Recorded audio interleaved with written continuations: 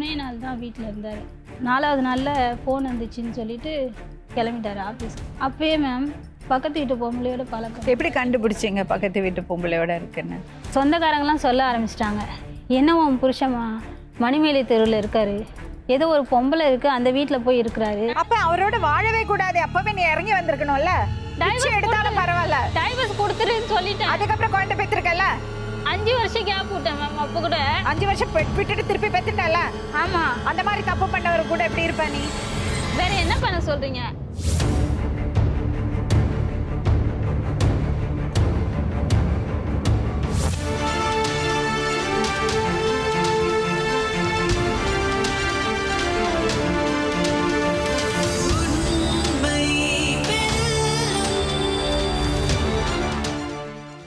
வணக்கம், உண்மை வெல்லும்.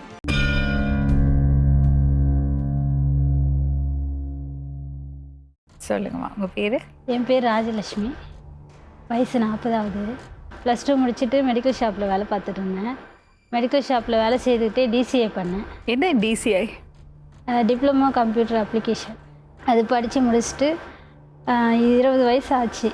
2-3 அலைன்ஸ் வந்தாங்க, வேண்டான்ட்டேன். சொந்தக்காரங்களாம் கேட்க ஆரம்பிச்சிட்டாங்க, கல்யாணம் வயசாகுது பொண்ணுக்கு, ஏன் கல்யாணம் பண்ணல அப்படின்னு சொல்லிட்டு அம்மாட்ட. அப்போ அவங்க சொன்னாங்க, கல்யாணம் இப்போதைக்கு வேணாங்கிறா, அவள் எப்போ விருப்பப்படுறாளோ அப்போ தான் நம்ம ஸ்டெப் எடுக்க முடியும் அப்படின்னு சொன்னோடனே. உங்கள் வீட்டில் எத்தனை பேர் கூட பிறந்தவங்க? கூட பிறந்தவங்க 3 பேர். 2 அக்கா, நான் 3வது, தம்பி ஒருத்தன். இவங்க கஷ்டப்பட்டு தான் வளர்த்தாங்க. துணி வியாபாரம் பண்ணாங்க, சீட்டை பிடிச்சாங்க, ஃபைனான்ஸ் போட்டாங்க. அதுக்கப்புறம் இந்த பாத்திரம் இதெல்லாம் கூட வியாபாரம் பார்த்தாங்க. இதெல்லாம் பார்த்து தான் எங்களை வளர்த்தாங்க அந்த கஷ்டத்தோடவே. அதனால் தம்பியும் கொஞ்சம் சண்டை போட்டு பிரிஞ்சு போயிட்டான். எதுக்கு? ஏன்னா சின்ன சின்ன சண்டைகள் வரும். எங்கள் அம்மா ஏதாவது கேட்டோம்னா வாங்கி தர மாட்டாங்க. ஏன்னா 4 பசங்களுக்கும் வாங்கி தரணும். அப்போ படிக்கும்போது எங்கள் அப்பாவும் சரியில்லை. எங்கள் அப்பா வேற ஒரு பொம்பளையை சேர்த்துக்கிட்டதுனால குடும்பம் அப்படியே கொஞ்சம் கஷ்டப்படுற ஃபேமிலியாக போச்சு. அதனால் ஆளுக்காக கொஞ்சம் வேலை பார்த்துட்டு தான் படித்தோம். படிச்சுட்டு அவங்கவுங்க கொஞ்சம் கொஞ்சம் கல்யாணம் பண்ணிட்டாங்க. பெரிய அக்கா அசலில் கல்யாணம் பண்ணிட்டாங்க. 2வது அக்கா வந்து சொந்த மாமா பையன், அவங்களும் கல்யாணம் பண்ணிட்டாங்க. சரி, கல்யாணமே வேண்டான்னு சொல்லிட்டு இருந்தவளுக்கு எங்கள் ஊர்லேருந்து மாமா ஃபோன் பண்ணார், மாப்பிள்ளை அனுப்பிச்சி விட்ருக்கேன், நீ போய் மெடிக்கல் ஷாப்லேருந்து கூட்டிகிட்டு வந்து பார்க்க சொல்லுமா அப்படின்னு சொல்லிட்டு. இல்லைம்மா போக மாட்டேன், நீங்கள் விடுங்க, நான் வரேன் வீட்டுக்கு அப்படின்னு சொல்லிட்டு போய் பார்த்தா மாப்பிள்ளைலாம் உட்காந்துருந்தாங்க. காஃபி போட்டு வச்சுருக்கேன், எடுத்துகிட்டு வந்து கொடுன்னாங்க. எனக்கு விருப்பமே இல்லைன்றேன். நீங்கள் ஏன் இந்த மாதிரி ஏற்பாடு பண்ணுறீங்க அப்படின்னு சொன்னோன்னே, இல்லை நீ கல்யாணம் பண்ணியே ஆகு, கல்யாண வயசு வந்துடுச்சு அப்படின்னு சொல்லிட்டு சரி காஃபி கொடுத்துட்டு இவ்வளோதாம்மா என்னால் பண்ண முடியும் அப்படின்னு சொல்லிட்டு மெடிக்கல் ஷாப்புக்கு டக்குன்னு வந்துட்டேன். அதுக்கப்புறமா ஃபோன் பண்ணியிருக்காரு மாமா, டீட்டெயிலில் சொல்லியிருக்காங்க. இல்லை இப்போதைக்கு வேணாங்கிறா கல்யாணம், அதனால் நான் கொஞ்ச நாள் டைம் கொடுங்கண்ணா, நான் அவளை அதுக்குள்ளே கன்வைஸ் பண்ணிடுறேன் அப்படின்னு சொல்லிட்டு என்ன பண்ணியிருக்காங்க, வச்சிட்டாங்க. வச்சுட்டு நான் நைட்டு திரும்ப வரேன், மாப்பிள்ளை பிடிச்சிருக்கா இல்லையா அப்படின்னாங்க. ஏன்னா அவர் வந்து ஆட்டோ ஓட்டுறவர், ரொம்ப லீனாக பிளாக்காக இருந்தார். அதுவும் போக ஊர் சைடுனாலே நான் வேணான்றேன். ஏன்னா நமக்கு பழக்கம் வேற. பிளாக்காக இருந்தார் சொல்கிறீங்க, கலரில் என்னமா இருக்குது? ரொம்ப கருப்பாக இருந்தார். கருப்பாக இருந்தா? ஒல்லியாக லீனாக வேற இருந்தார். ஒல்லியாக லீனாக இருந்தா? இப்போ யாராச்சும் உங்களை குண்டா இருக்காங்க சொன்னால் உங்களுக்கு பிடிக்குமா? பிடிக்காது. அப்புறம் அப்படி சொல்லக்கூடாதுமா. இல்லை, நான் அவங்ககிட்ட ஸ்ட்ரெயிட்டாக சொல்லலை. ஸ்ட்ரெயிட்டாக சொன்னாலும் மனசில் இருக்குல்ல, பார்க்கறதே நம்ம பார்வையில் தான் இருக்குது அழகு. குழந்தை பிறந்தாலே வந்து சிகப்பாக இருக்கா கேட்குறது, சிகப்பை விட கருப்பு தான் அழகு. அதை நம்மளை கொண்டாடினாதான் மற்றவங்களுக்கு நம்ம மேலே மதிப்பும் மரியாதையும் இருக்கும். சொல்லும் போதே கருப்பு இது சொல்லக்கூடாது, சரியா? சரி மேம். ஆட்டோ போட்டுறாரா, அதனால் இப்போதைக்கு கல்யாணம் வேண்டாம். ஆனால் மாப்பிள்ளை கருப்போ சிவப்போ தெரியல, ஆனால் கல்யாணம் வேண்டான்ற ஒரு எய்மில் இருந்தேன். அவங்களும் வேறு ஒரு பொண்ணை பார்த்துட்டு சரி நாங்கள் வேறு பார்த்துக்குறோம் அப்படின்னு சொல்லி கிளம்பிட்டாங்க. ஒரு 2 வருஷம் போச்சு. அந்த 2 வருஷத்தில் தான் இவங்க ஃபேமிலி வந்தாங்க, எங்கள் வீட்டுக்காரோட ஃபேமிலி. அதுக்கு முன்னாடி திருநெல்வேலியில் தான் இருந்தாங்க. எத்தனை மாதம் ஆகுது என்னன்றது தெரில. அவங்க வந்து கேட்டு விசாரிக்க போகும்போது தாம்பரம் தான் வந்திருந்தாங்களாம் ஃபஸ்ட்டில். தாம்பரத்தில் இருந்திருக்காங்க, திருவல்லிக்கேணியில் இருந்திருக்காங்க. அதுக்கப்புறமா தான் பெரம்பூர் வியாசார்படியில் குடுத்தனம் வந்திருக்காங்க. அது நாங்கள் இருக்கிற தெருவுலேயே. நாங்கள் உள் சைடில் இருக்கோன்னா இவங்க ஃப்ரண்ட்டு சைடில் ஒரு 5 வீடு முன்னாடி வரணும். வந்தாங்க, அவங்க அப்பா வந்தார், மாத்திரை வாங்கினார். அது என் கையால் தான் வாங்கினார். மாத்திரை வாங்கினார். வாங்கிட்டு இந்த மாதிரி ஒரு பொண்ணு இருக்குது மதுரை, என் ஊர் பக்கத்தில், நம்ம ஊர் பக்கத்தில், நல்லா இருக்கா, கல்யாணம் பண்ணிக்கிறியா அப்படின்னு போய் பார்த்துட்டு வாப்பா அப்படின்னு சொல்லி அனுப்பிச்சிருக்காரு. அனுப்பிச்சோடனே நல்லாயிருக்கு, எனக்கும் பிடிச்சிருக்கு அப்படின்னு சொல்லி வந்து உடனே சொல்லிட்டாரு மெடிக்கல் ஷாப்பில். நான் கல்யாணம் பண்ணால் உங்களை தான் கல்யாணம் பண்ணுவேன், உங்களை பிடிச்சிருக்கு, என் லைஃப் பார்ட்னராக வரணும், நான் விருப்பப்படுறேன் அப்படின்னு சொல்லிட்டு. நமக்கு லவ்ன்றது பிடிக்காது. ஏன்னா அக்கா ஃபேமிலி, அம்மா ஃபேமிலி எல்லாம் கொஞ்சம் சுற்றி இருக்க சொந்தக்காரங்க ஃபேமிலிலாம் நம்ம பார்த்துருக்கோம் லவ் பண்ணி கொஞ்சம் எப்படிலாம் போயிருக்குன்னு. அதனால் லவ் பண்ணுறதே பிடிக்காது. ஆனால் நம்மக்கிட்டேயும் ஒருத்தவங்க வந்து லவ் சொல்கிறாங்கன்னா, பேர் என்னம்மா? ராஜலட்சுமி. செம்ம ஆள் ராஜலக்ஷ்மி, நீ பயங்கரமான ஆள். சொல்லுங்க. ரொம்ப இன்ட்ரெஸ்டிங் கேரக்டர். இந்த சீசனில் நிறைய இன்ட்ரெஸ்டிங் கேரக்டர்ஸ். சொல்லுங்க. நம்மக்கிட்டேயும் ஒருத்தவங்க லவ் சொல்கிறாங்கன்னா, அதுக்கு முன்னாடியே 4 பேர் ப்ரப்போஸ் பண்ணியிருக்காங்க. அதுக்கப்புறமா 4 பேர் ப்ரப்போஸ் பண்ணியிருக்காங்க. அவங்களாம் வேண்டான்ட்டேன். ஏன் வேண்டாம் சொன்னீங்க? ஏன்னா அவங்களுக்கு அப்போ வந்து எனக்கு 19 இயர்ஸ் தான் ஆயிடுச்சு. அதனால் கல்யாண வயசு வரல. அதுக்கப்புறம் இவர் லவ் ப்ரப்போஸ் பண்ணார் மேம்.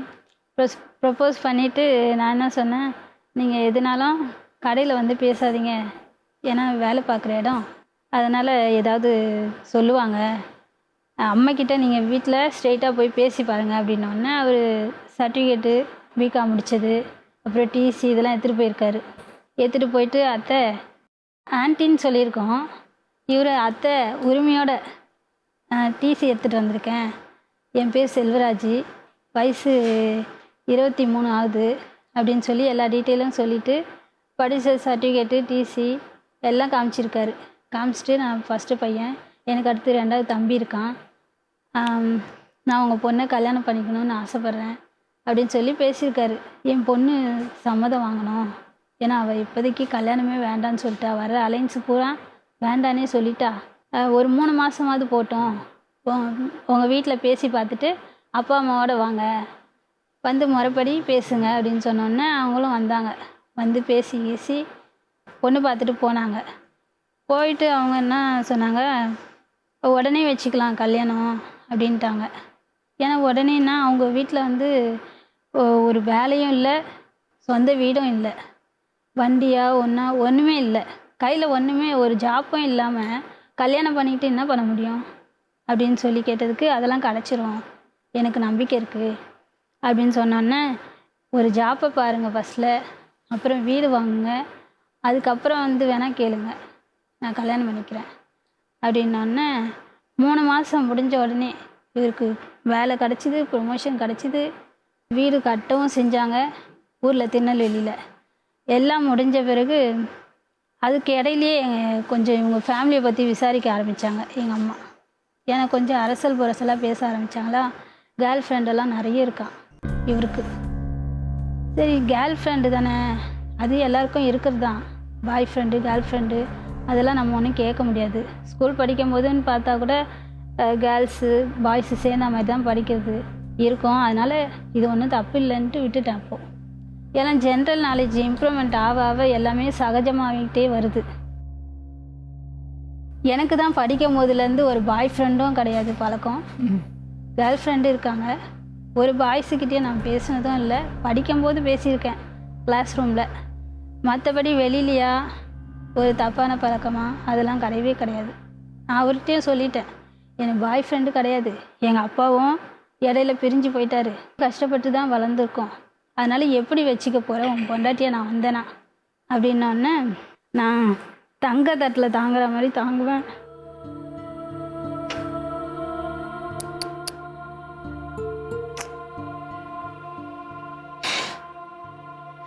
ராஜலக்ஷ்மி சொல்லுங்க. அப்படிலாம் சொல்லிட்டு தான் மேம் கல்யாணமும் நடந்து முடிஞ்சிச்சு. எங்கள் வீட்டில் ஒத்துக்கலை. 3 மாதத்துக்குள்ளே எப்படி அவருக்கு வீடெல்லாம் கட்ட முடிஞ்சது? இல்லை 5 வருஷம் ஆயிடுச்சு. எங்கள் அம்மா ஒத்துக்கவே இல்லை கல்யாணத்துக்கு. ஆனால் நீங்கள் விடல, நீங்கள் கல்யாணம் பண்ணிக்கிறோன்னு முடிவு பண்ணிட்டீங்க. ஆமாம். கல்யாணம் ஆகும்போது உங்களுக்கு என்ன வயசு? 25. ஏன்னா போகிற இடத்துல வர இடத்துலலாம் கொஞ்சம் லவ் பண்ணிட்டோமா, எல்லாருக்கும் தெரியும், சுற்றி இருக்கவங்களாம் கேட்குறாங்க, நம்ம வேலைக்கு போகும்போதும் ஆன்ட்டிஸும் கேட்குறாங்க.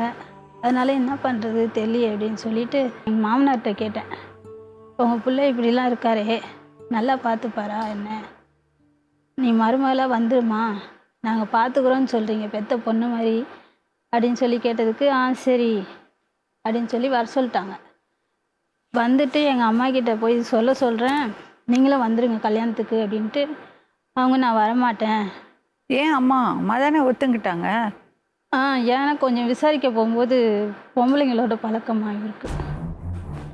அதுக்கப்புறமா இவர் தான் மாப்பிள்ளைன்னு தெரிஞ்ச பிறகு நம்ம விடக்கூடாதுன்ற ஒரு முடிவில் கல்யாணம் பண்ணிக்கலாம் அப்படின்னு சொல்லி கல்யாணமாக பெச நகர் சர்ச்சில். அம்மா இல்லாமல் பண்ணீங்களா? கூட்டு பார்த்தேன், எவ்வளோ வரலன்ட்டாங்க. அதுக்கப்புறம் எங்கள் பெரிய அக்கா வந்திருந்தாங்க. அதுக்கப்புறம் கல்யாணம் ஆயிடுச்சு. கல்யாணம் ஆகி 3 நாள் தான் வீட்டில் இருந்தார் பர்மிஷன் கேட்டு. அந்த 4வது நாளில் ஃபோன் வந்துச்சுன்னு சொல்லிட்டு கிளம்பிட்டார் ஆஃபீஸ். கிளம்பினோடனே திரும்ப காலைல போகிறது, ஈவினிங் வர்றது. நீங்கள் வேலைக்கு போயிட்டு இருந்தீங்களா? இல்லை, அதோட நின்றுட்டீங்க. எவ்வளோ பசங்க உங்களுக்கு? பொண்ணு 1 பையன் 1. அப்பயே மேம் பக்கத்து வீட்டு பொம்பளையோட பழக்கம் மேம். கல்யாணம் ஆகி 3 நாளில் ஏதோ அரசல் புரசலாக பேசும்போது கூட நான் சும்மா தான் இருக்கோம், சும்மா தான். எப்படி கண்டுபிடிச்சிங்க பக்கத்து வீட்டு பொம்பளையோட இருக்குன்னு? இப்படி படி ஸ்டெப்ஸ் இருக்குது, இந்த சைடில் பக்கத்தில் வீடு இருக்குது. அவங்க வந்து ஆன்ட்டிஸ் தான் வேணும், அவ்வளோ பெரியவங்க. 19 வயசு பையன் இருக்குது அவங்களுக்கு. 9 வயசில் இன்னொரு பையன் இருக்கான், புருஷனும் இருக்காங்க. கீழே படி, அந்த படியில் இவங்க உட்காந்துருக்காங்க, எங்கள் வீட்டுக்காரரும் உட்காந்துருக்காரு பக்கத்தில். நான் உள்ளேருந்து வந்துட்டு ஏங்க பக்கத்தில் உட்காந்துருக்கீங்க அப்படின்னு சொல்லி கேட்குறேன். இதில் என்ன தப்பு இருக்குது? அப்போ நானும் ஒரு அங்கிளை கூப்பிட்டு பக்கத்தில் உட்கார வச்சா நீ என்ன நினைப்ப அப்படின்னா, வெட்டியே போட்டுருவேன் அப்படிங்கிறாரு. அப்போ நீ என்ன பண்ணுற? அது விட்டுட்டா மேம்.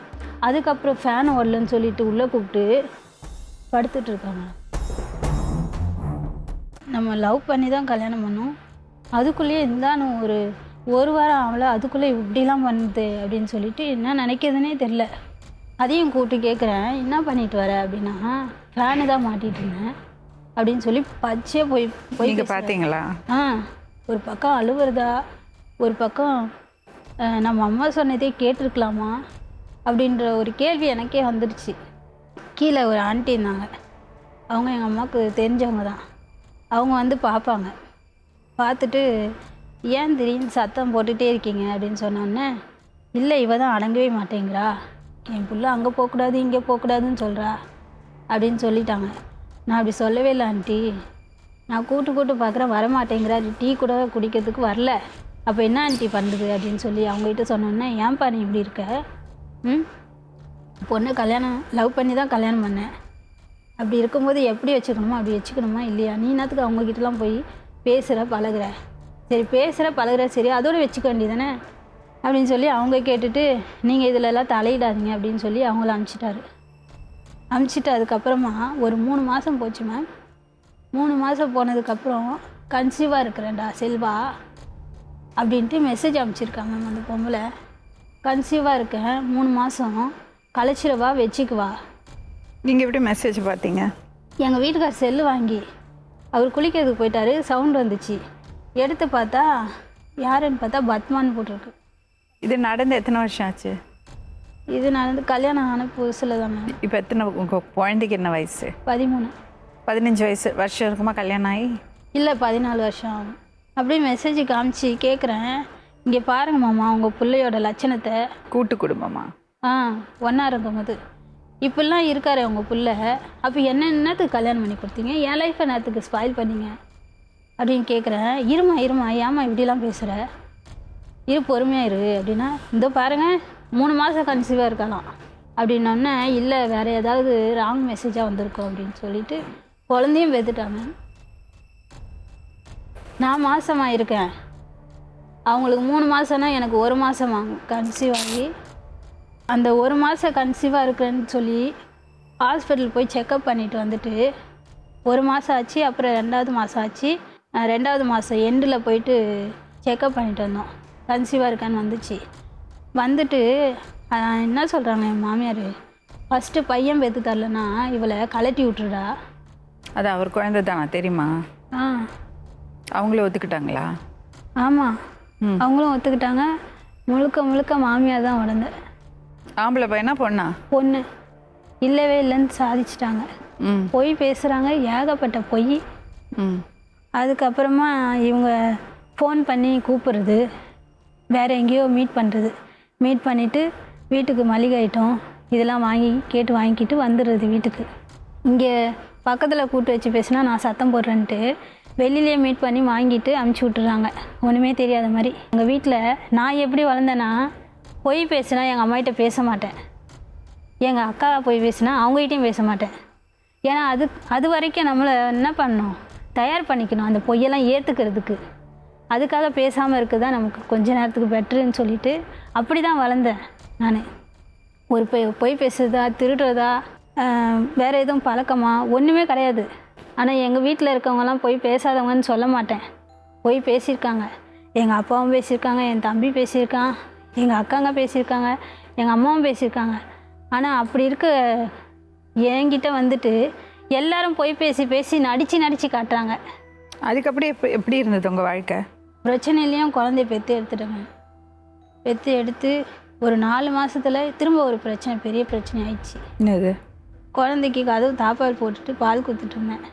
ஏன்னா பாத்ரூமும் பெட்ரூமும் ஒரே எதிர்த்தா மாதிரியே.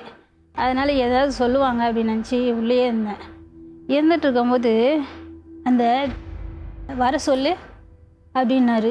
எங்கே போயிட்டு வந்துட்டு யாருன்னு சொல்கிற அப்படின்னு சொல்லிட்டு என்ன பண்ணேன், கேட்ட உடனே என்ன என் பிள்ளைகிட்ட ஃபோன் பண்ணி சொல்லுவியா, சொல்லு அப்படின்னு சொல்லிட்டு ஃபோனை நான் பண்ணுறதுக்கு முன்னாடியே இவங்க வாங்கி பண்ணிவிட்டு, எப்பா அப்பா மரியாதை இல்லாமல் பேசுகிறா அப்படின்னு என்னென்னதோ பேசுன மாதிரி ஜோடிச்சிட்டாங்க.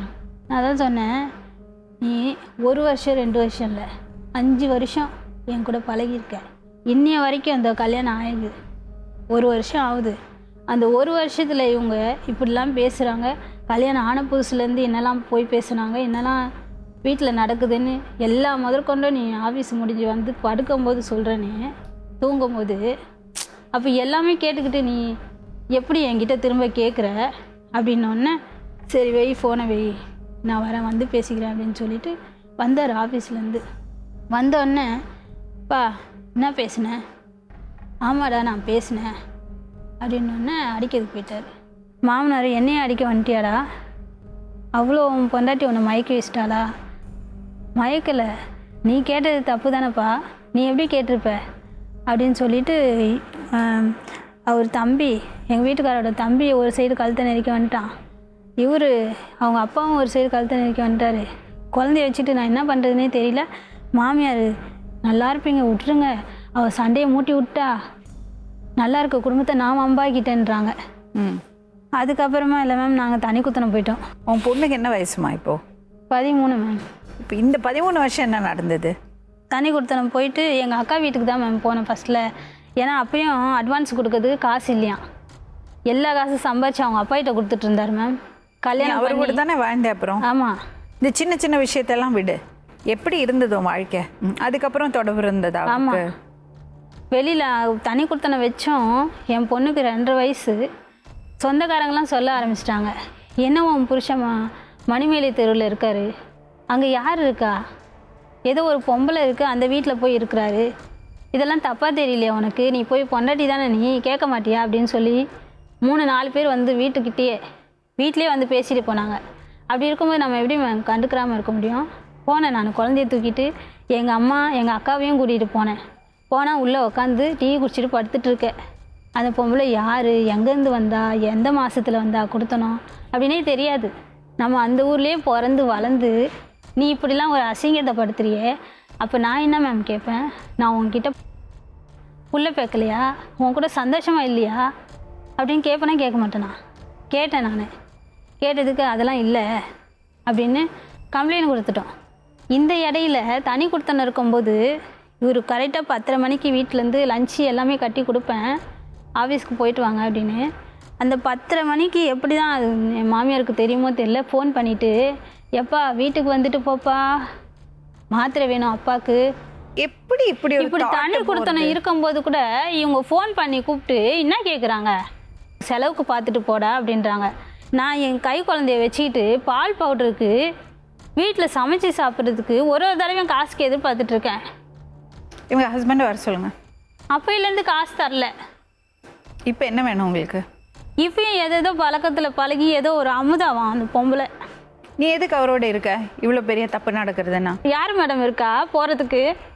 இப்போ கடைசியில் சொல்கிறாரு, யாரோ பெத்த மகளுக்கு நான் இன்னத்துக்கு ட்ரெஸ்ஸு வாங்கி தரணும், சாப்பாடு இன்னத்துக்கு போடணும், 13 வருஷம் வரைக்கும் குடும்பம் நடத்திட்டு இப்படிலாம் பேசுவாங்க. நீ என்னம்மா சொல்கிற? நான் எதுக்கு மேம் கதை கட்ட போகிறேன்? அவரோட வாழவே கூடாது. அப்பவே நீ இறங்கி வந்திருக்கணும்ல. பிச்சை எடுத்தாலும் பரவாயில்ல. டைவர்ஸ் கொடுத்துருன்னு சொல்லிட்டேன். அதுக்கப்புறம் குழந்தை பெற்றிருக்கல. 5 வருஷம் கேப் விட்டேன் மேம். அப்போ கூட 5 வருஷம் விட்டுட்டு திருப்பி பெத்துட்டல. ஆமா, அந்த மாதிரி தப்பு பண்ணவர் கூட எப்படி இருப்ப நீ? எல்லாரும் என்ன சொன்னாங்க, புருஷன் 1000 தப்பு பண்ணாலும் சரி சும்மா பொண்டாட்டியா இரு. நோ, அப்படிதான் மேம் சொன்னாங்க எல்லாரும். நீ சொல்றது வார்த்தை ரொம்ப தப்பான வார்த்தை. வேற என்ன பண்ண சொல்றீங்க? நான் யார்கிட்ட போய் நிற்கிறது, யார்கிட்ட போய் எனக்கு என் பசங்களுக்கு சாப்பாடு போடு, எனக்கு ஆக வேண்டிய செலவெல்லாம் பாருன்னு எப்படி மேம் கேட்க முடியும்? இப்போ இவர்கிட்ட கேட்டிங்கன்னு வச்சுக்கோங்களேன், இல்லவே இல்லை மேம், இதனால தான் மேம் நான் அவளுக்கு டைவர்ஸ் கொடுக்கறதுக்கு காரணமே அப்படின்ற மாதிரி என் மேலே பழிய போட்டுடுறாரு. கவுன்சிலிங்கும் போயிட்டு வந்துட்டேன் மேம். போலீஸில் கம்ப்ளைண்ட் 5 கம்ப்ளைண்ட் போயிருக்கு. 6வது கவுன்சிலிங் போயிது. எல்லாம் சொல்லியிருக்காங்க, நீங்கள் லவ் பண்ணி கல்யாணம் பண்ணியிருக்கீங்க, ஏன் உங்கள் பொண்டாட்டி நீங்கள் கூடும்போது வரலையா, நீங்கள் என்னத்துக்கு இன்னொன்று தேடி போயிருக்கீங்க, 1 இல்லை 2 இல்லை எத்தனையோ தேடி போயிருக்கீங்க. இந்த ஆகுது மேம், ஊருக்கு போயிட்டு அவங்க அம்மாவுக்கு உடம்பு சரியில்லை, நான் போய் அங்கே பார்த்துக்கிட்டு இருக்கணுமா. அந்த சொந்த வீட்டு வாங்கினாங்கன்னு சொன்னல, அந்த வீட்டில் இருங்கன்னு சொல்லிட்டு விட்டுட்டு போயிட்டு 2 மாதம் ஆகுது மேம், வரவே இல்லை. மளிகை ஐட்டத்துக்கு என்ன பண்ணுவேன், சாப்பிட்றதுக்கு என்ன பண்ணுவேன் அப்படின்னா அவங்க அம்மா இருக்காங்களாம். அவங்க அம்மா கிட்டே கேட்டால், என்கிட்ட கேட்டால் நான் வேலைக்கா போகிறேன் அப்படின்றாங்க. ஃபோன் பண்ணால் ஃபோன் எடுக்கிறது இல்லை. பத்தாவதுக்கு ஒரு சிங்கில் பூண்டு தோலை உரிச்சு, முட்டு பூண்டு தோல், அந்த தோலுக்கு போய் அவங்க அண்ணங்காரன் பசங்களெல்லாம் கூட்டிகிட்டு வந்துட்டு, நல்லா பெரிய பெரிய பசங்க, ஜன்னல் கண்ணாடியெல்லாம் அடித்து உடச்சி அது ஒரு அமக்கலம் மாதிரி திட்டாங்க. செல்லெல்லாம் வாங்கி பிடுங்கி வச்சுக்கிட்டாங்க.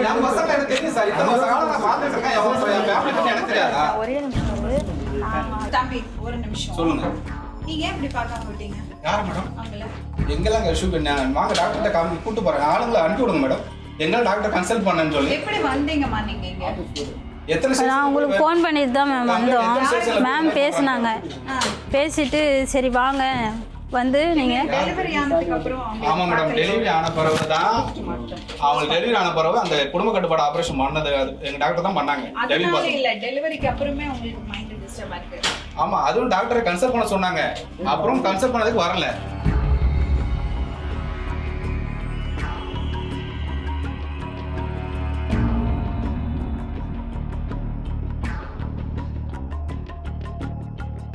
உங்க விருப்பம் இல்லாம நீங்க உள்ள வரவும் வேண்டாம், வரதுக்கு கட்டாயப்படுத்தவும் மாட்டோம். சரி, நீ விருப்பப்பட்டு தானம்மா வந்த? ஆமா மேம். உன்னை யாராவது கட்டாயப்படுத்தல? உனக்கு இங்க 5 கேமரா இருக்கு தெரியுமா? தெரிஞ்சு தானே வந்த? இது ப்ரோக்ராம் டெலிகாஸ்ட் ஆகும் தெரியுமா? தெரியும். சிக்கன் ரைஸ் வாங்கி தரல, சிக்கன் வாங்கி தரல அப்படின்னு போய் ஸ்டேஷன்ல கம்ப்ளைண்ட் பண்ணுவாங்க. சாப்பாடு வாங்கி தரல. அவங்க வீட்ல யாரும் இல்லையா? இல்ல மேடம், அதெல்லாம் போய் மேம். சிக்கன் வாங்கி தரல, சிக்கன் ரைஸ் வாங்கி தரலன்னு யாராவது கம்ப்ளைண்ட் கொடுப்பாங்க மேம்? அதெல்லாம் இல்லை மேம். மளிகை ஐட்டம் காலி ஆயிடுச்சு, ப்ரொவிஷன் வாங்கி தாங்க. என்ன பண்றது, நான் வேலைக்காவது போட்டுமானா? வேலைக்கெல்லாம் போவேனா, வீட்டில் இரு. வீட்ல இருந்தா சொல்ற பசங்க 2 பேரும் பார்த்துட்டு இருந்தா போதும். செல்வராஜ், ஒரு விஷயம் சொல்றேன். அந்த பொண்ணை நீங்க அப்படியே உட்கார வச்சுக்கிறதுனால தான் அவளுக்கு மைண்ட் டிஸ்டர்ப் ஆகுது. அவளுக்கு பிடிச்ச விஷயத்த பண்ண விடுங்க. நீங்க அவளை வீட்டில் அடக்கி உட்கார வச்சு நான் சம்பாதிச்சுக்கிறேன் நீங்க நல்ல எண்ணத்துல சொல்லலாம். ஆனா அது அவள் ரொம்ப அவள் வந்து தனியா சம்பாதிச்சு தனியா சொந்த காலில் நின்று பழகின பொண்ணு. நீங்க வந்து அவளை வீட்டுக்குள்ள உட்கார வச்சு கட்டாயப்படுத்தி நீ குழந்தைங்களை பார்த்துட்டு இருன்னா அவளால இருக்க முடியல.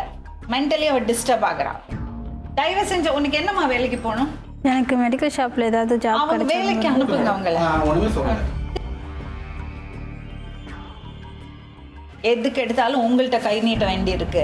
அது அவளுக்கு ரொம்ப கஷ்டமா இருக்கு. நான் நல்லபடியா சாப்பிட லிஸ்ட் எடு, உடம்பு பார்த்துக்கணும், பசங்களை பார்க்க மட்டும்தான் நான் மெயினா சொல்றது. அதுல பிரயோஜனம் இல்லை தம்பி. அவளுக்கு என்ன விருப்பமோ அது பண்ண வைக்கணும்ல. படிச்ச பொண்ணு, அவ என்னெல்லாம் படிச்சிருக்கா? +2 முடிச்சுட்டு DCA பண்ணேன் மேம். அப்புறம் மெடிக்கல் ஷாப்பில் இருந்தேன். 10ஆவதுக்கு இப்போது ஊருக்கு வரவே இல்லை அவர். துணி கடையில் வேலை செஞ்சேன், பாத்திர கடையில் வேலை செஞ்சேன், வேறு எந்த ஜாப்புமே கிடைக்கலன்ற பட்சத்தில் இதிலெல்லாம் போனேன். அப்போ கூட என்ன சொல்கிறாங்க, ஏமாத்துறதுக்கு தான் பார்க்குறாங்க. ஏன்னா 3 நாள் போயிட்டு 4 நாள் போக முடியாமல் உடம்பு சரியில்லாமல் ஆகிடுது. நின்றுறேன்னு வச்சுக்கோங்களேன். போய் செய்த அளவுக்கு காசு தாங்கன்னா தரமாட்டேன்னு சொல்லிடுறாங்க. அப்படியே வந்துடுறேன்.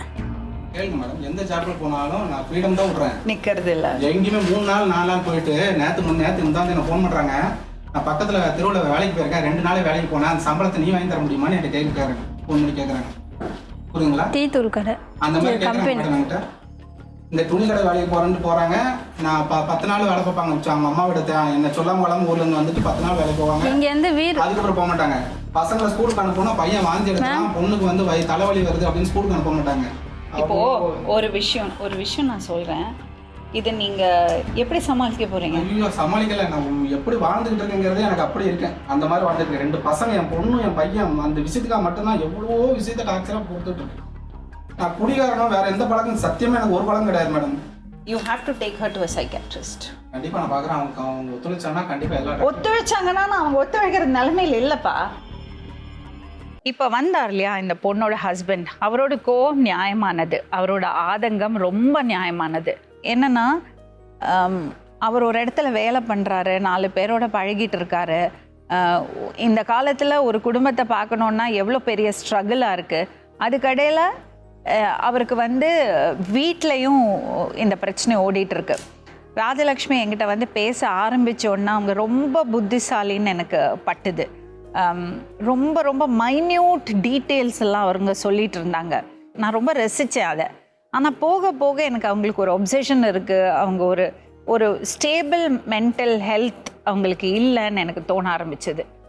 அதுக்கப்புறம் அவங்க வந்து எங்கள் ஹஸ்பண்டை பற்றி பேசினோன்னே ஐ நியூ இட் இஸ் அவங்க இமேஜினேஷன் வந்து ரொம்ப வைல்டாக போகிறது, ரொம்ப தப்பாக போகிறதுங்கிறது எனக்கு கிளியராக புரிஞ்சுது. இப்போ என்னென்னா இவங்களுக்கு ஏதாவது மென்டல் இல்னஸ் இருக்கா, இல்லை இந்த டெலிவரி ஆனதுக்கப்புறம் அந்த போஸ்ட் பார்ட்டம் ஒரு ஃபேஸ் இருக்குல்ல, நிறைய பெண்களுக்கு அந்த பிரச்சனை இருக்கும். அது கவனிக்காமல் விட்டு அது அப்படியே தொடர்ந்து போய் இந்த மாதிரி ஒரு நிலைமைக்கு வந்திருக்காங்களான்னு எனக்கு ஒரு டவுட்டாக இருக்குது. அது மட்டும் இல்லாமல் அவங்க ஹஸ்பண்ட்டை பேசும்போது அவர் ஒரு வார்த்தை விட்டார், அவங்கள நான் வேலைக்கு அனுப்ப வேண்டாம், வீட்லேயே இரு, வேலைக்கு போக வேண்டாம், நான் பார்த்துக்கிறேன், நீ வீட்டில் பசங்களை பார்த்துட்டு இரு சொல்கிறேன்னு சொன்னார், ஒரு வார்த்தை விட்டார். ஆனால் அந்த பொண்ணு வந்து சின்ன வயசுலேருந்தே ரொம்ப ஒரு அம்பிஷியஸாக இருந்திருக்கா, ஹை அச்சீவராக இருந்திருக்கா, வேலைக்கு போய் அவள் சொந்த காலில் நின்று இருக்கா. அது அவளை ரொம்ப டிஸ்டர்ப் பண்ணுறது. ஆனால் இதில் இன்னொரு லேயர் இருக்குது. அவள் எந்த வேலைக்கு போனாலும் 2-3 நாளுக்கு மேலே அவளால் தாக்கப்பட முடியறதில்ல. So that is also one indication. நமக்கு எல்லாருக்கும் மூட் ஸ்விங்ஸ் இருக்கும், நம்ம எல்லாருமே எல்லா டைம்லேயும் ஸ்டேபிளாக இருக்கிறது இல்லை. ஆனால் அது நம்மளோட தினசரி வாழ்க்கையை பாதிக்காத வரைக்கும் ஓகே. ஆனால் ராஜலக்ஷ்மியோட கேஸில் அவங்க தினசரி வாழ்க்கையை அது பாதிக்கிறது, அவங்க ப்ரொஃபஷ்னல் லைஃப்பையும் பாதிக்கிறது. இதோட தாக்கம் அவங்க ஹஸ்பண்ட் மேலே ரொம்ப ரொம்ப ஜாஸ்தியாக இருக்குது. ஸோ இதுக்குள்ளே இருக்கிற இன்னும் மற்ற லேயர்ஸ் என்னதுன்னு இன்னும் நான் கண்டுபிடிக்க முடியலை. ஏன்னா அவங்க ஹஸ்பண்ட் உள்ளே வந்து உட்கார்றதுக்கே வருத்தப்பட்டார். கட்டாயப்படுத்தக்கூடாது, விருப்பம் இல்லாமல் அவர் உள்ளே வரவும் வேண்டாம். ஆனால் அவங்க வைஃப் வந்து ஒரு விஷயம் ஷேர் பண்ணிக்கணும்னு நினச்சாங்கன்னா அதுக்கான ஒரு ஸ்பேஸ் நம்ம கொடுத்து தானே ஆகணும். நம்ம பேச தான் நமக்கு தெரிய வருது இதில் வேறு ஏதோ ஒரு சின்ன ப்ராப்ளம் இருக்குது, இதை டேக்கிள் பண்ணணும்னு. பட் என்னோட வரி என்னதுன்னா, ராஜலக்ஷ்மி மாதிரி இன்னும் பல பெண்களும் ராஜலக்ஷ்மியோட ஹஸ்பண்டை மாதிரி இன்னும் பல ஹஸ்பண்ட்ஸும் சஃபர் பண்ணிட்டு இருக்காங்க. எதனால? ஒரு டாக்டர்கிட்ட போனாலோ, வெளியில் போனாலோ, இல்லை வெளியே வந்து பேசினாலோ குடும்பத்துக்கு அவமானம், கௌரவ குறைச்சல் நினைக்கிறாங்க. அதுதான் ராஜலக்ஷ்மியோட ஹஸ்பண்டும் சொல்கிறாரு. அது எவ்வளோ பெரிய ஒரு முட்டாள்தனம். இது சைக்கலாஜிக்கலாக இல்லை பாடியில் வர சேஞ்சஸ்னால பெண்களுக்கு வர ஒரு விஷயம். இதை நம்ம ஓப்பனாக டிஸ்கஸ் பண்ணோம், இதை நம்ம ஃபேஸ் பண்ணோம், இதை டேக்கிள் பண்ணோம். இதுக்கு மெடிக்கல் ஹெல்ப் கொடுக்கணும். ராஜலக்ஷ்மியோட கேஸில் அவங்களுக்கு ஒரு பிரச்சனை இருக்குன்னு அவங்களுக்கு தெரியலை. அவங்க ஹாஸ்பிட்டலில் போய் டாக்டரை பார்த்து அவங்க மெடிசன் எடுத்துக்கிறதுக்கு அவங்க கோஆப்ரேட் பண்ணல. ஆனால் நீங்கள் யோசிச்சு பாருங்கள், இப்போ இவங்க 13 வருஷமாக இதை விட்டுட்டாங்க. இதோட தாக்கம் அவங்க பசங்க மேலே எவ்வளோ மோசமாக இருக்குது தெரியுமா? நான் பசங்க 2 பேர்ட்டையும் பேசினேன். அந்த பையன் வந்து சின்ன பையன், அவங்க அம்மா சொன்னது அப்படியே இன்ஃப்ளூயன்ஸ் ஆகி அதே மாதிரி பேசுகிறான். பொண்ணு வந்து பேசுகிறதுக்கே பயப்படுறா. ஏன்னா அவ்வளோ கன்ஃபியூஸ்டாக இருக்கா, அவ்வளோ இன்செக்யூராக இருக்காங்க பசங்க. இந்த மாதிரி பிரச்சனைகள் இருந்தால் வீட்டில் வச்சுக்காதீங்க. தயவு செஞ்சு ஒரு சைக்காட்ரிஸ்ட்டை போய் பாருங்க. அவர் சொல்கிறாரு, பிரசவம் பார்த்த டாக்டர் சொன்னாங்க குழந்தை பிறந்ததுக்கு அப்புறம் இது ஃபேமிலி பிளானிங் ஆப்ரேஷன் பண்ணதுக்கப்புறம் அவங்க மென்டலி கொஞ்சம் அன்ஸ்டேபிளாக இருக்காங்க, சைக்காட்ரிஸ்ட்டை போய் பார்க்க சொன்னாங்க. எதுக்கு? குடும்பத்துக்கு அவமானம்னு நான் கூட்டிகிட்டு போகல. எதுங்க குடும்பத்துக்கு அவமானம்? உங்கள் ஒய்ஃபோட உங்கள் பசங்களோட உங்களோடும் ஒரு ஃப்யூச்சரை விட பெருசாக இதெல்லாம். எவ்வளோ புத்திசாலி தெரியுமா அந்த பொண்ணு, அவ்வளோ நல்ல பொண்ணு. அந்த பையனும் எனக்கு வந்து தப்பான பையன் மாதிரி தெரியலை. ஆனால் ரொம்ப ரொம்ப ஃப்ரஸ்ட்ரேட்டடாக இருக்காரு. கஷ்டமாக இருக்குது எனக்கு பார்க்கறதுக்கு. அவங்கள வர சொல்லுங்களேன். ராஜலக்ஷ்மி, நீ என்ன நம்புறியா? உனக்கு என் மேல நம்பிக்கை இருக்கா? இருக்கு மேம். அதனால தான் இந்த ப்ரோக்ராம்லேயே நாங்கள் வந்து. நீ ரொம்ப புத்திசாலி பொண்ணுமா, நீ ரொம்ப திறமைசாலி கூட. நீ நல்லா வாழலாம். ஆனால் உனக்கு சின்னதாக ஒரு டிஸ்டர்பன்ஸ் இருக்குது, மென்டல் டிஸ்டர்பன்ஸ் இருக்குது. மூளை ரொம்ப வேலை செய்யும் போது நமக்கு பல விஷயங்கள் இமேஜினேஷனில் வரும். நம்ம வந்து உண்மையாக நடக்காத விஷயங்கள் நம்ம கற்பனை பண்ணிப்போம். அந்த கற்பனை திறன் இருக்குல்ல, அது ரொம்ப ஜாஸ்தியாக இருக்குது உங்களுக்கு. ஆனால் அந்த மாதிரி எனக்கு ஒரு இதுவும் தெரியல. உனக்கு தெரியாதம்மா, உனக்கு தெரியாது, எனக்கு தெரியுது. ஏன்னா உன்ன மாதிரி பல பெண்களை நான் பார்த்துருக்கேன். பல விஷயங்கள் நீ கற்பனை பண்ணிக்கிற, அது எல்லாமே போயின்னு நான் சொல்லலை. ஒரு சில விஷயங்கள் நீ சொல்கிறது உண்மைதான், அதுவும் எனக்கு புரியுது. நான் ஃபுல்லாக உண்மை இல்லைன்னு சொல்லலை. அப்போது உனக்கு கொஞ்சம் ஹெல்ப் தேவை. நம்ம எப்படி கொஞ்சம் உடம்பு சரியில்லாமல் இருந்தால் ஒரு விட்டமின் டேப்லெட் தெம்பு வரத்துக்காக ஒரு வைட்டமின் சாப்பிட்றோம், ஒரு அயன் டானிக் குடிக்கிறோம், அது மாதிரி உன்னோட மென்டல் ஹெல்த் பெட்டர் ஆகிறதுக்கு உனக்கு கொஞ்சம் மெடிக்கல் ஹெல்ப் தேவை. சாதாரணமாக குழந்தை பிறந்தாச்சுன்னா பெண்களுக்கு இந்த மாதிரி ஒரு சின்ன ஒரு இன்ஸ்டெபிலிட்டி வருது உண்டு. ஏன்னா நம்ம பாடியில் அவ்வளோ சேஞ்சஸ் இருக்கும், ஹார்மோனல் சேஞ்சஸ் இருக்கும், மன ரீதியாக உடல் ரீதியாக. குழந்தை பிறந்தப்புறம் பால் கொடுக்கறது டைம்லே, உங்களுக்கு நார்மல் டெலிவரியா நேச்சுரல் பர்த் தானே ரெண்டுமே, அதெல்லாம் இருக்கும். அதனால பல சேஞ்சஸ் நடந்திருக்கும். அந்த டெலிவரி முடிச்சுட்டு உங்களை அப்படி பார்த்துட்டு இருக்க மாட்டாங்க. ஒருவேளை நீங்கள் ஸ்ட்ரெஸ்டாக இருந்திருப்பீங்க, அது கேரி ஆன் ஆகி தான் நீங்கள் இப்போ இந்த நிலமையில இருக்கீங்க. உங்களுக்கு ஹெல்ப் தேவை, மெடிக்கல் ஹெல்ப் தேவை. நீங்கள் முதல்ல அதை பாருங்கள். நான் உங்களுக்கு ரெக்கமெண்ட் பண்ணுறேன், நீங்கள் போய் டாக்டரை பார்த்து எப்படி நீங்கள் ஒரு உடம்புக்கு சத்துக்காக மருந்து சாப்பிட்றீங்களோ அது மாதிரி மன ரீதியாக வந்து ஸ்டெபிலைஸ் ஆகிறதுக்கு மருந்து சாப்பிடுங்க. டாக்டரை போய் பாருங்கள், டாக்டர் என்ன சொல்கிறாங்க பார்க்கலாம், அதுக்கப்புறம் அடுத்த ஸ்டெப் எடுக்கலாம். ஓகே? நீங்கள் இப்போ வேலைக்கெல்லாம் போகிறீங்க, 2 நாள் 3 நாளுக்கு மேலே நிற்க முடியலை சொல்கிறீங்களா, அதெல்லாம் சரியாயிடும். அப்புறம் நீங்கள் வேலைக்கு போக ஆரம்பிச்சிங்கன்னா முதல்ல மாதிரி நீங்களே சம்பாதிச்சுப்பீங்க. நீங்கள் எல்லாத்துக்கும் அவர்கிட்ட போய் கையை நீட்டி நிற்க வேண்டாம்.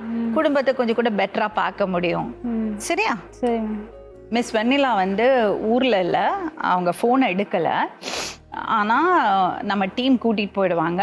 நீங்கள் போய் பார்த்து கவுன்சிலிங் எடுத்துட்டு அதுக்கப்புறம் அவங்க சைக்காட்ரிஸ்ட் ரெக்கமெண்ட் பண்ணாங்கன்னா சைக்காட்ரிஸ்ட்டையும் பார்த்துட்டு அப்புறம் வீட்டுக்கு போகலாம்.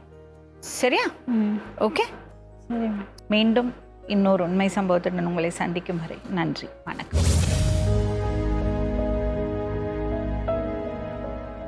கனெக்ட் உங்களுக்கு அதிகமாக அவர் கவனம் செலுத்துறது இல்லை. இது ஒரு அரேஞ்ச் மேரேஜா லவ் மேரேஜா? Love and arrange. நம்ம வந்து உங்கள் ஹஸ்பண்டோடையும் கொஞ்சம் பேசலாம். பேசிட்டு நம்ம ஆன்லைன் செஷன் மாதிரி வச்சு இது எப்படி சார்ட் அவுட் பண்ணுறதுன்றது நம்ம வந்து பார்க்கலாம். இது கண்டினியூஸாக செஷன்ஸ் எடுக்கிற மாதிரி இருக்கும். ப்ளஸ் உங்களுக்கு வந்து டிப்ரெஷன் இருக்குன்னா அதையும் நம்ம சார்ட் அவுட் பண்ணணும். ஓகேங்களா? ஸோ அது அது அது அவர்கிட்ட பேசும்போது எனக்கு அவருடைய கன்சர்ன் என்னன்னு தெரியும், நீங்கள் எப்படி அவரோட பேசுகிறீங்க, எது வந்து அவர் உங்களை வந்து உங்கள் கால்ஸில் எடுக்க விட மாட்டேங்குதுன்றது அவர்கிட்டையும் கேட்டுட்டு அதுக்கப்புறம் நம்ம 2 பேருக்கு என்ன எது பெஸ்ட்டு அப்படின்றத நான் உங்களுக்கு சொல்கிறேன். சரியா? ஓகே. என் பேர் ராஜலக்ஷ்மி. ஃபேமிலி பிரச்சனையால் ரொம்ப டிப்ரெஷனாக இருந்தேன்.